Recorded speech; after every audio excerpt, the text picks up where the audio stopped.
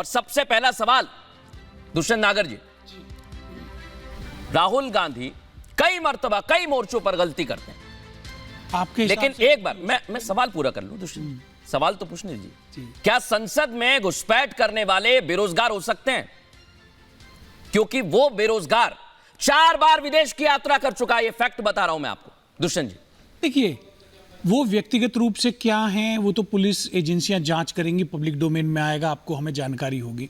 उन्होंने कहा जो बेरोजगारी बढ़ रही है, जो देश में युवा बेरोजगारी, और वो भी खास करके ग्रामीण भारत में, वो अक्टूबर के महीने में 10 के आंकड़े को पार कर गई। ये चिंता का विषय है।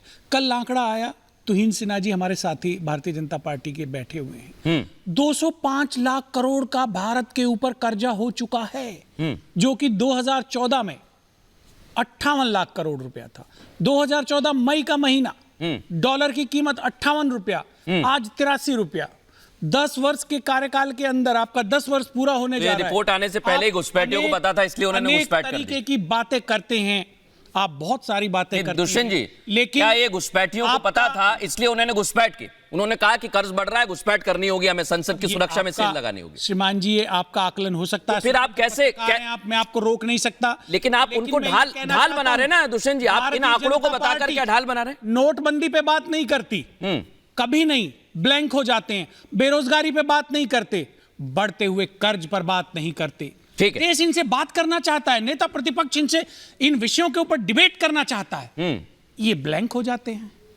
ठीक है, मैं जवाब ले लेता हूं। तुहिन सिन्हा जी वो कह रहे हैं कि हम तो बात करना चाहते हैं, नेता प्रतिपक्ष चाहते हैं कि इन मुद्दों पर बात हो, लेकिन आप होने नहीं देते।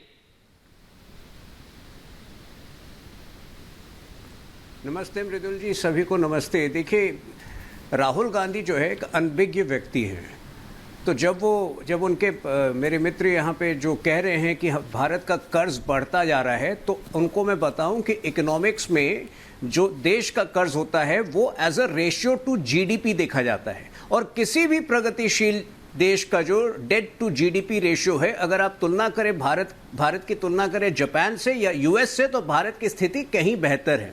तो स्वाभाविक है कि राहुल गांधी के जो समर्थक हैं वो भी जो है बिना रिसर्च के, बिना जो है पर्याप्त जानकारी के आते हैं। देखिए, इन चुनावों में हमने देखा कि भाई बहन को एमएसपी का फुल फॉर्म नहीं पता है, वो कंफ्यूज हो जाते हैं कि पेट्रोल और डीजल जो है वो जीएसटी के दायरे में आता है या नहीं। वो भारत माता के सार पर, भारत माता के अस्तित्व पे प्रश्न करते हैं। एक तरफ तो ये होता है, एक उनकी अनभिज्ञता जो है वो प्रकट होती है।